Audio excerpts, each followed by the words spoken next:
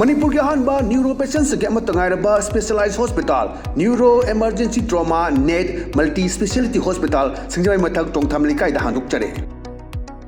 hospital asna maruina BP stroke brain tumor lambi ki khudong thiba spinal disc prolapse spinal tumor amadi migraine chingba layengli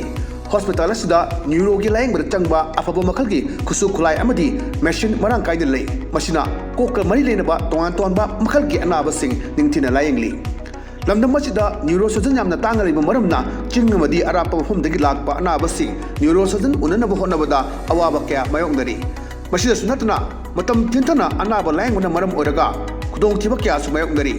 masi punamakdagi kharado orabusu kananaba Dr. Parkinson Singh MCS Neurosurgery AIMS New Delhi na masamaki hospital asida pung kunmari leituna anaba sing layingli hospital asida ataba mamalda laying batanatana OPD general amadi ICU beds operation medicine x-ray amadi lab ka mai lena basnasu ataba mamalda phangalli ngasi magdenshin biro amadi kudong saba singa silobiyo hena ku bamrol di damak hospital asigi telephone number 7005534166 natraga 8974572154 da pau phabirak yagani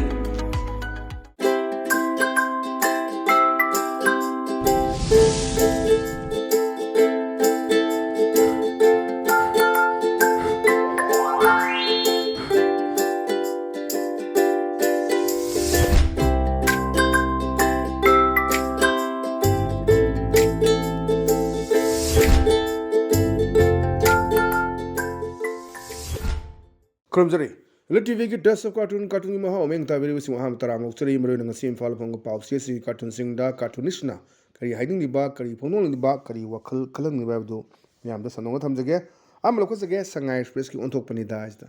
onthok pani da jeng biyo yam phajaba haji nungmei culture lerakpa license mayam painarakpa asdai seda horon khong bagi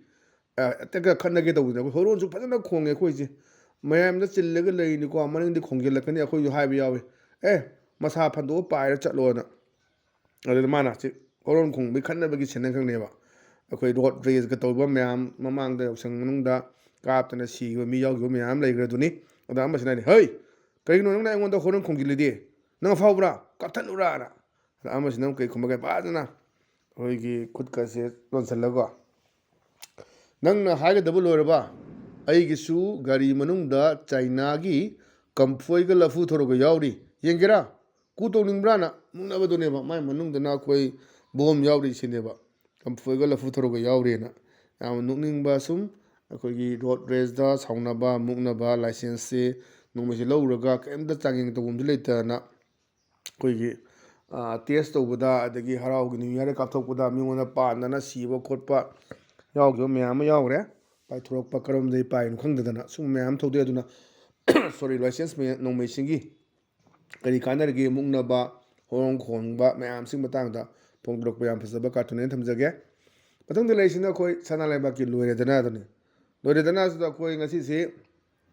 Manipur ki chief minister yaroga ataki MLA moini pan aduga party ki president yaroga jiribam da lekha la chat pagi matang da base toroka thamakpa adum ba cartoon man hai ko kai pe tanga ga malhan laga ye yam manna sifai nung phaina kosil laga chatsira khali kamdau dulo khangdena ada amasina praja sin ta ki di ki jat oirena tengba da bani chakhwa mali chapcha madugi information chalamani khali aduna khoi pomi team di yaugde DIPR gi team ama toroga chatpani pomi team yaugdabdu kai lebjano madum chapcha ba khangdre adane se fainung faina question lalaga chatchira khalli kamdau dulo khangdena adaida mana masina ki di ki jat oirena yam phajaba adumba wan tholeba cartoon thamjage patang da leisina khoi pongna phonggi balu he aduni balu he jam nungai khoi meeting dong lawani moise phamma khanane na ba kamai khanane na ge da highway chalan bangam labra ngamdri IDP masagi memda lehelabra lehendri numai kapsilak pasing pharabra phaba ngamdri adudi karamba government na phadoino na yam phajaba leina ji lebe susine aduni highway chatpa yarabra IDP singjumda hanjalabra adagi nomi kapsilak pasing pharabra haibase phadriba adune adugi susudane aduna adudi kanana phadoiba ana haiba phongdokpa yam phajaba adumba wan tholeba cartoon thamjage patang dal leisina khoi hoelan paugi as loire haibdune ba adadi am nung bhai dare khoi lairo muthat paure haido ꯒꯔꯤꯕꯤ ꯍꯇꯥꯎꯅ ꯄꯨꯔꯥ ꯑꯩꯈꯣꯏ ꯂꯥꯏꯔꯕꯁꯤꯡ ꯍꯥꯠꯇꯣꯛꯄꯒꯤ ꯃꯑꯣꯡꯗ ꯁꯨꯅꯥꯀꯗꯅ ꯑꯩꯈꯣꯏ ꯃꯄꯥꯟ ꯂꯝꯗ ꯇꯧꯕꯒꯤ ꯃꯑꯣꯡ ꯁꯤꯒꯤꯁꯤꯅ ꯑꯩꯈꯣꯏ ꯂꯥꯏꯔꯕ ꯃꯨꯊꯠꯄ ꯍꯧꯔꯛꯑꯒ ꯑꯩꯈꯣꯏ ꯄꯣꯁꯇꯔ ꯌꯦꯛꯄꯗꯨꯅꯤ ꯑꯩꯈꯣꯏꯒꯤ ꯐꯛꯂꯥꯡꯗ ꯂꯥꯏꯔꯕꯅ ꯊꯥꯔꯒ ꯇꯨꯔꯤ ꯑꯃ ꯄꯥꯏꯔꯒ ꯃꯨꯊꯠꯄꯗꯨꯅꯤ ꯑꯗꯨꯅ ꯃꯥꯅꯦ ꯂꯥꯏꯔꯕ ꯃꯨꯊꯠꯄ ꯍꯧꯔꯦꯅ ꯍꯥꯏꯕ ꯑꯃꯗꯨꯅ ꯈꯨꯝꯃꯛꯑꯦ ꯑꯁ ꯑꯗꯨꯁꯨ ꯐꯛꯂꯥꯡꯗ ꯏꯕ ꯃꯨꯊꯠꯄꯅ ꯅꯣꯡꯅꯤꯡꯕꯅꯤ ꯍꯧꯖꯤꯛ ꯂꯩꯔꯤꯁꯤ ꯏꯁꯨꯁꯤ ꯌꯥꯝ ꯆꯥꯎꯔꯦ ꯂꯥꯟꯅ ꯃꯔꯝ ꯑꯣꯏꯗꯨꯅ ꯒ꯭ꯌꯥꯁꯀꯤ ꯃꯃꯜ ꯑꯗꯨꯒꯤ ꯄꯦꯇ꯭ꯔꯣꯜꯒꯤ ꯃꯃꯜ ꯐꯪꯒꯗꯕꯒꯤ ꯃꯔꯨꯑꯣꯏꯅ ꯒ꯭ꯌꯥꯁꯁꯤꯅꯤ ꯒ꯭ꯌꯥꯁꯀꯤ ꯑꯆꯧꯕ ꯋꯥꯊꯣꯛ ꯂꯣꯏꯗꯅ ꯑꯇꯣꯞ ꯑꯇꯣꯞꯄ ꯁ꯭ꯇꯦꯠꯁꯤꯡꯗ ꯑꯗꯒꯤ ꯀꯦꯄꯤꯇꯦꯜ ꯗꯦꯜꯂꯤꯗ ꯃꯤꯔꯥꯟꯗꯥ ꯍꯥꯎꯁꯇ ꯍꯣꯁꯇꯦꯜꯒꯤ ꯍꯥꯟꯅ ꯄꯤꯔꯝꯕ ꯆꯥꯅ ꯊꯛꯅꯕꯗꯨ ꯐꯖꯅ ꯄꯤꯔꯛꯇ꯭ꯔꯦꯗꯅ ꯇꯣꯉꯥꯟ ꯇꯣꯉꯥꯟꯕ ꯖꯒꯥꯁꯤꯡꯗꯨꯅꯤ ꯄꯟꯖꯥꯕꯇ ꯑꯗꯒꯤ ꯆꯥꯟꯗꯤꯒꯔꯗ ꯂꯩꯔꯤꯕ ꯃꯌꯥꯝ ꯁꯤꯡꯅ ꯊꯣꯡꯕꯁꯨ ꯌꯥꯗꯕ ꯍꯥꯟꯅꯒꯤ ꯄꯤꯔꯝꯕ ꯃꯌꯥꯝꯁꯤ ꯆꯥꯕ ꯌꯥꯔꯛꯇꯕꯒꯤ ꯃꯌꯥꯝꯒꯤ ꯈꯨꯠꯁꯥꯎꯅꯔ ꯊꯣꯛꯂꯛꯄ ꯃꯌꯥꯝ ꯑꯃ ꯂꯩꯔꯦ ꯑꯗꯨꯒꯤ ꯐꯤꯕꯝꯗꯨ ꯂꯥꯛꯄꯗꯨꯅꯤ ꯑꯗꯨꯅ ꯂꯥꯏꯔꯕ ꯃꯨꯊꯠꯄ ꯍꯥꯏꯁꯤ ꯀꯩꯅꯣ ꯍꯥꯏꯔꯒ ꯑꯩꯈꯣꯏꯒꯤ ꯂꯥꯏꯔꯕꯅ ꯄꯣꯁꯇꯔꯗ ꯌꯦꯛꯑꯒ ꯔꯪ ꯇꯧꯔꯒ ꯃꯨꯊꯠꯄꯒꯤ ꯃꯑꯣꯡ ꯁꯨꯝ ꯅꯣꯛꯅꯤꯡꯍꯟꯕꯒꯤ ꯑꯗꯨꯝ ꯎꯠꯂꯛꯄ ꯀꯥꯔꯇꯨꯟ ꯊꯝꯖꯒꯦ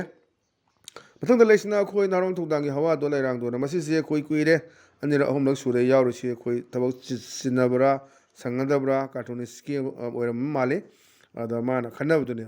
ꯑꯐꯕ ꯃꯤꯔꯦꯞꯇ ꯚꯣꯠ ꯄꯤꯔꯁꯤꯀꯣ ꯑꯅ ꯍꯥꯏꯕ ꯑꯃꯗꯨꯅ ꯑꯁ ꯑꯐꯕꯗꯨꯅ ꯈꯤꯠꯅ ꯍꯦꯜꯂꯦꯅ ꯍꯧꯖꯤꯛ ꯇꯧꯔꯤꯁꯤꯅꯤ ꯑꯩꯈꯣꯏ ꯑꯥꯝ ꯑꯥꯗꯃꯤ ꯄꯥꯔꯇꯤꯒꯤ ꯇꯧꯔꯤꯕ ꯃꯌꯥꯝꯁꯦ ꯑꯐꯕꯁꯤ ꯂꯩꯕ ꯌꯥꯗꯕꯒꯤ ꯄꯣꯠꯁꯤ ꯔꯥꯘꯕ ꯆꯙꯥꯒꯗꯨ ꯍꯧꯖꯤꯛ ꯃꯌꯥꯝ ꯃꯥ ꯋꯥ ꯉꯥꯡꯕ ꯌꯥꯍꯜꯂꯔꯣꯏ ꯂꯤꯗꯔ ꯑꯣꯏꯅ ꯂꯩꯕꯁꯨ ꯌꯥꯔꯔꯣꯏ ꯃꯥꯅ ꯁꯃꯣꯁꯥꯒꯤ ꯆꯥꯒꯤ ꯇꯧ ꯂꯩꯔꯦ ꯏꯁꯨ ꯃꯌꯥꯝꯗ ꯌꯥꯎꯗꯦꯅ ꯃꯣꯏ ꯃꯅꯨꯡꯗ ꯇꯧꯅꯔꯤ ꯃꯌꯥꯝꯁꯤꯅꯤ ꯑꯗꯨꯅ 29ꯗꯗꯤ ꯑꯃꯨꯛ ꯀꯩꯅꯣ ꯇꯧꯗꯣꯏꯅꯤ ꯑꯅꯧꯕ ꯑꯍꯣꯡꯕ ꯂꯥꯛꯀꯗꯣꯏꯅꯤ 27ꯗꯅ ꯑꯩꯈꯣই ꯃꯤꯈꯜ ꯂꯩꯔꯦ ꯑꯗꯨꯅ ꯁꯨꯝꯕ ꯃꯌꯥꯝꯁꯤꯗꯅꯤ ꯑꯐꯕ ꯃꯤꯔꯛꯇ ꯚꯣꯠ ꯄꯤꯔꯁꯤꯀꯣ ꯑꯐꯕꯗꯨꯅ ꯈꯤꯠ ꯃꯍꯦꯜꯂꯦ ꯀꯥꯏꯅ ꯃꯅꯨꯡꯒꯤ ꯑꯥꯔꯊ ꯐꯨꯝꯕ ꯑꯗꯨꯝ ꯌꯥꯝ ꯐꯖꯕ ꯀꯥꯔꯇꯨꯟꯅꯦ ꯊꯝꯖꯒꯦ ꯃꯊꯪ ꯂꯩꯔꯤꯁꯤꯅ ꯑꯩꯈꯣꯏ ꯄꯤꯄꯜꯁ ꯀ꯭ꯔꯣꯅꯤꯀꯜꯒꯤ ꯁꯦꯇꯔꯗꯦ ꯁꯇꯥꯌꯔꯗꯨꯅꯦ ꯁꯦꯇꯔꯗꯦ ꯁꯇꯥꯌꯔꯁꯤꯗ ꯌꯦꯡꯕꯤꯌꯨ ꯑꯩꯈꯣꯏ ꯃꯤꯅꯤꯁꯇꯔꯁꯤ ꯍꯟꯗꯛ ꯗꯦꯜꯂꯤꯗ ꯆꯤꯞ ꯃꯤꯅꯤꯁꯇꯔ ꯀꯧꯔꯒ ꯊꯣꯛꯂꯛꯄ ꯃꯇꯥꯡꯗ ꯄꯥꯎꯃꯤꯅ ꯍꯪꯕ ꯋꯥꯍꯪ ꯑꯃꯈꯛꯀꯤ ꯏꯃꯥꯖꯤꯅꯦꯁꯟ ꯑꯃꯈꯛ ꯁꯥꯒꯠꯄꯅꯦ ꯀꯥꯔꯇꯨꯅꯤꯁꯅ ꯑꯗ ꯃꯥꯅ ꯍꯪꯉꯦ sir any statement or comment on the recent call ꯍꯟꯗꯛ ꯏꯀꯨꯏ ꯀꯨꯏꯗꯅ ꯎꯅꯔꯤꯕꯗꯣ ꯑꯗꯨꯒꯤ ꯃꯇꯥꯡꯗ ꯀꯔꯤ ꯀꯃꯦꯟ ꯄꯤꯕꯤꯅꯤꯡꯕ ꯂꯩꯒꯦ ꯀꯔꯤ ꯍꯥꯏꯕꯤꯅꯤꯡꯕ ꯂꯩꯒꯦꯅ ꯍꯪꯀꯥꯟꯗ ꯉꯁꯥꯏ ꯃꯤꯅꯤꯁꯇꯔꯅ okay I do have the ꯑꯟꯁꯔꯁ ꯑꯗꯨꯒꯤ ꯄꯥꯎꯈꯨꯝꯗꯨ ꯂꯩ you and the public want to know ꯅꯪ ꯑꯩꯍꯥꯛ ꯑꯃꯗꯤ ꯄ꯭ꯔꯖꯥꯅ ꯄꯥꯝꯕꯒꯤ ꯑꯟꯁꯥꯔꯗꯨ ꯂꯩ ꯕꯠ ꯇꯧꯒꯨꯝꯁꯨꯡ unfortunately it cannot be disclose ꯃꯗꯨꯗ ꯍꯥꯏꯗꯣꯛꯄꯗꯤ ꯌꯥꯗ꯭ꯔꯦꯅ ꯌꯥꯝ ꯐꯖꯕ ꯀꯔꯤꯅꯣ ꯑꯥꯗꯤ ꯀꯔꯤ ꯍꯥꯏꯔꯛꯀꯦ ꯀꯃꯥꯏꯅ ꯇꯧꯒꯦ ꯍꯦꯛ ꯍꯥꯏꯔꯛꯄꯒ ꯑꯩꯈꯣꯏ ꯍꯥꯏꯋꯦꯁꯤꯡꯁꯤ ꯁꯦꯀ꯭ꯌꯨꯔꯤꯇꯤ ꯐꯖꯅ ꯂꯩꯒꯗꯕꯅꯤ ꯑꯦꯅꯤ ꯇꯧꯕꯁꯤꯡꯗ ꯑꯗꯨꯝ ꯑꯦꯛꯁꯟ ꯇꯧꯒꯗꯕꯅꯤ ꯀꯥ ꯍꯥꯏꯕ ꯑꯗꯨꯒ ꯉꯁꯤꯅ ꯑꯃꯨꯛ ꯖꯤꯔꯤꯕꯥꯝ ꯆꯠꯄ ꯖꯤꯔꯤꯕꯥꯝꯗꯒꯤ ꯑꯃꯨꯛ ꯑꯁꯥꯝꯗ ꯚꯣꯠ ꯈꯣꯟꯕ ꯆꯠꯄ ꯑꯗꯨꯒꯤ ꯃꯇꯥꯡꯗꯨꯅꯤ ꯑꯗ sir any statement or comment on the recent call ꯍꯥꯏꯔ ꯀꯥꯟꯗ okay I do have the answers you and the public want ꯑꯩ ꯅꯣꯏꯅ ꯄ꯭ꯔꯖꯥꯅ ꯄꯥꯝꯕ ꯑꯟꯁꯥꯔꯗꯣ ꯂꯩ ꯕꯠ ꯇꯧꯏꯒꯨꯝꯁꯨꯡ ꯑꯟꯐꯣꯔꯆꯨꯅꯦꯠꯂꯤ ꯂꯥꯏꯕꯛ ꯊꯤꯕ ꯍꯥꯏꯕ ꯇꯥꯔꯦ ꯏꯠ ꯀꯦꯅꯣꯠ ꯕꯤ ꯗꯤꯁꯀ꯭ꯂꯣꯁ ꯃꯗꯨ ꯇꯥꯛꯊꯣꯛꯄ ꯎꯠꯊꯣꯛꯄꯗꯤ ꯌꯥꯗ꯭ꯔꯦ ꯍꯥꯏꯕꯗꯨꯅꯦꯕ ꯌꯥꯝ ꯐꯖꯕ ꯄꯥꯎꯈꯨꯝꯅꯤ ꯄꯤꯔꯤꯁꯤ ꯑꯗꯨꯅ ꯁꯤꯅꯤ ꯍꯧꯖꯤꯛ ꯂꯩꯔꯤꯕ ꯃꯅꯤꯄꯨꯔꯒꯤ ꯁꯤꯆꯨꯋꯦꯁꯟꯁꯦ ꯑꯗꯨꯅ ꯉꯁꯤꯒꯤꯗꯤ ꯑꯗꯨꯝ ELITE TVꯒꯤ ꯇꯦꯁ ꯑꯣꯐ ꯀꯥꯔꯇꯨꯟꯒꯤ ꯃꯍꯥꯎ ꯃꯇꯥꯡ ꯑꯁꯤꯗ ꯂꯣꯏꯁꯤꯟꯖꯔꯦ ꯃꯤꯠꯌꯦꯡ ꯇꯥꯕꯤꯔꯤꯕꯁꯤꯡꯕꯨ ꯑꯃꯨꯛ ꯀꯟꯅ ꯈꯨꯔꯨꯝꯖꯕ ꯂꯣꯏꯅꯅ ꯀꯥꯏꯅꯅꯕ ꯌꯥꯊꯪꯖꯔꯤ ꯄꯤꯅꯕꯤꯔꯁꯤ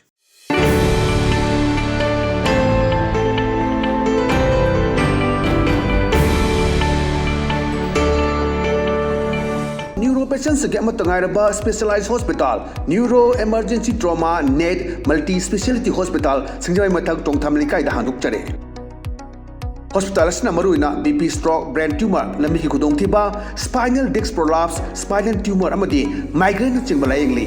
hospital asida neuro gi layeng bada changba afaba makhal gi khusu khulai amadi machine marang kai de lay machina kokka mari lenaba tongan tonba makhal gi anaba sing ningthina layengli lamdam masida neurosurgeon yamna tangaribam maramna chingmadi arapa mafumdagi lakpa anabasing neurosurgeon unanaba honabada awaba kya mayongdari masida sunatna matam tintana anaba layenguna maram oraga khudong thiba kya su mayongdari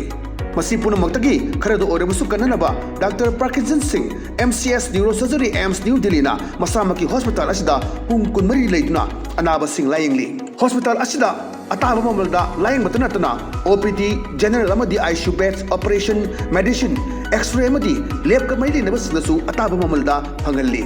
ngasi magdenshin biro amadi kudong saba singa silobi ho hena kubam rol gidamak hospital asigi telephone number 7005534166 natraga 8974572154 da pau phabirak yagani